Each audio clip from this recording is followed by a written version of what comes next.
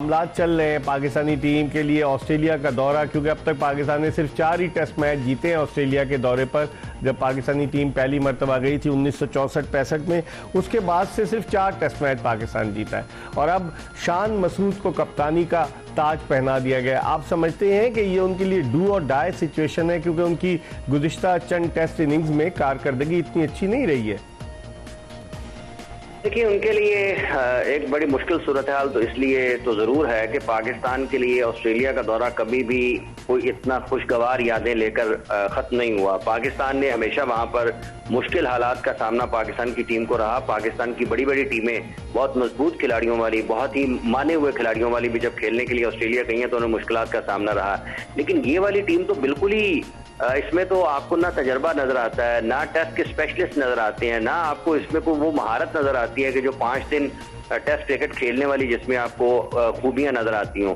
ये इसमें 20 विकेटें कौन लेगा, कौन लंबी लंबी बैटिंग करेगा, बड़े बड़े सवालात हैं। और शान के लिए मुश्किल ये होगा कि वो एक ऐसी टीम की क़यादत कर रहे हैं जिसमें ना आपको, अगर वो फास्ट बॉलिंग की तरफ देखेगा तो वो देखेगा कौन है यार जो 20 ओवर करेगा, 18 ओवर करेगा एक दिन में, कौन है 2 ऐसे तीन फास्ट बॉलर्स आपको कम अज कम ऑस्ट्रेलिया में चाहिए होते हैं जो आपके दिन में कम अज कम और कुछ नहीं तो 40-45 ओवर्स तो करें कम अज कम।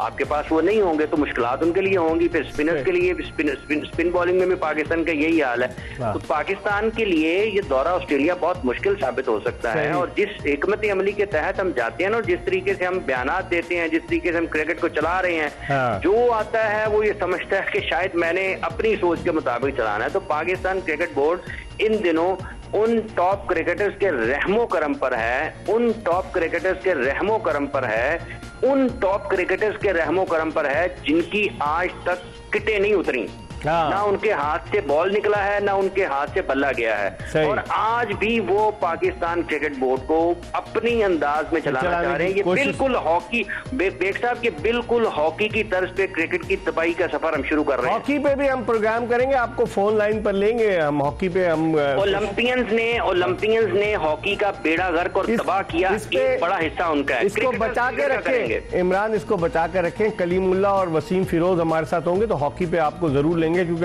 आपकी हॉकी पे बड़ी गहरी निगाह है। लेकिन मैं अब्दुल रऊफ की तरफ जाता हूं। अब्दुल रऊफ, हाफिज इमरान जो कह रहे हैं कि एक तो आप बताएं मुझे, फास्ट बॉलिंग के शोबे में क्या सारा लोड आप टेस्ट क्रिकेट में शाहीन शाह अफरीदी पर डाल देंगे? उसकी फिटनेस पर क्वेश्चन मार्क है। क्या वसीम जूनियर इस काबिल हैं लंबे ओवर्स करा सकें? और कौन, क्या हसन अली जो है, उनको कहते हैं वहाब रियाज के वो डेक को बड़ा अच्छा हिट करते हैं। अच्छा, अब्बास को इन्होंने रखा नहीं है, मोहम्मद अब्बास को। इसके अलावा आमिर जमाल है, फ़हीम अशरफ काफ़ी अरसे बाद वापस आए। तो ये बॉलिंग अटैक, आप खुद भी फास्ट बॉलर हैं अब्दुल रऊफ, कैसा लगता है आपको ये बॉलिंग अटैक?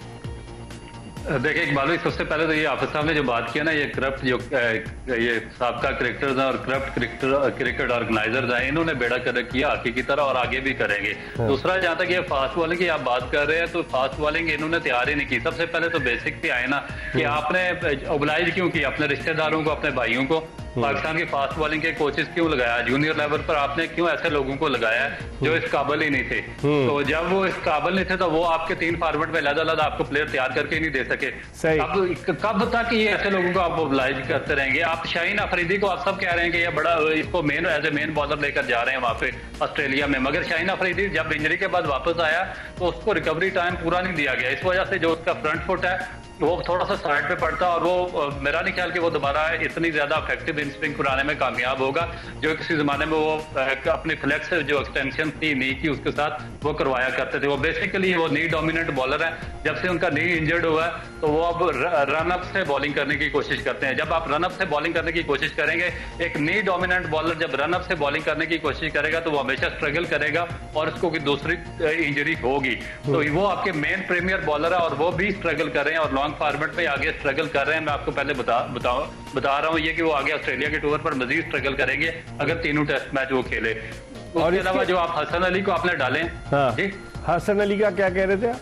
हसन अली के जो फ्रंट नी है वो टोटल कोलैप्स है। उनका 5'11" उनकी हाइट है और वो जो बॉलिंग करते हैं फ्रंट नी कोलैप्स के साथ, तो उनकी हाइट चली जाती है बॉलिंग की 4.5 फीट पे चली जाती है, इतना वो बेंड कर जाते हैं। तो आज तक आपके कोच किधर है? यानी कि ये जायल ओबलाइज और ये जो रिश्तेदार आपने कोच लगाए हैं, उन्होंने किसी एक बॉलर पे अगर काम किया तो मुझे बता दें, क्या वो हसन अली का वो जो फ्रंट जो नी है वो जिसमें फ्लेक्स आ रहा था, क्या वो उसको दोबारा वो स्टैंड करके उसको इस काबिल नहीं कर सकते थे कि वो दोबारा पाकिस्तान को 2-3 अरसे के लिए सर्व करे? उन्होंने स्ट्रगल करेगा। उन्होंने तो अपने लिए काम किया ना कि अगली बारी फिर लेने जब मौका उन्हें मयसर आए, तो उन्होंने प्लेस पे क्या काम किया? आपको पता है इतनी भारी भारी तनख्वाहें, डेली अलाउंस, एयर ट्रैवल, क्या क्या चीज़ें हैं क्रिकेट में। हाफिज इमरान साहब, अब्दुल रऊफ बड़ा टेक्निकली जो तमाम चीज़ों को डिस्क्राइब कर रहे हैं, आपकी क्या राय है? क्योंकि इसके बाद टेस्ट सीरीज 3 टेस्ट मैचेस के बाद पाकिस्तानी टीम को न्यूजीलैंड जाना है, जहां 5 T20 इंटरनेशनल मैचेस खेलने, तो आप समझते हैं, और शाहीन शाह अफरीदी उस टीम के कप्तान भी, आपकी क्या राय है?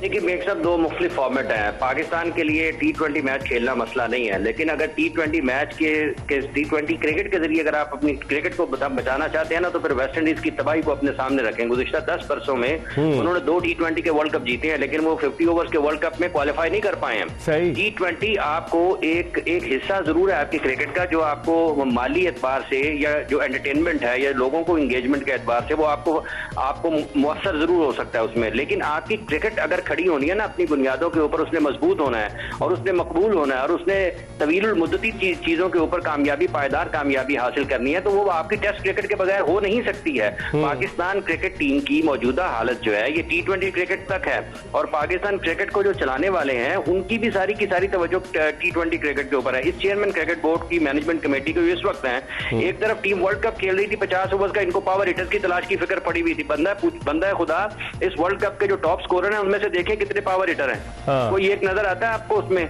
दुनिया जो है वो किसी और तरफ सोच रही है, और हमारे यहाँ पर कुर्सियों की फिक्र है, हमारे यहाँ पर अपने ओहदों की फिक्र है, हमारे यहाँ पर अपने दोस्तों को आगे लाने की फिक्र है, हमारे यहाँ पर अपने ग्रुप को आगे लाने की फिक्र है। क्रिकेट की फिक्र किसको है? इस चेयरमैन मैनेजमेंट कमेटी को भी कोई फिक्र नहीं है, इसको तो पता ही नहीं है फिक्र होने की क्या बात है, बेचारे बाहर से आए हैं। आप सही कह रहे हैं कि फिक्र किसी को भी नहीं है। हम आखिरी ब्रेक की तरफ बढ़ रहे हैं, आप हमारे साथ रहिएगा। हाफिज इमरान और test fast bowler Abdul Rauf हमारे साथ मौजूद होंगे। एक ब्रेक के बाद जल्दी दोबारा आपको ज्वाइन करेंगे।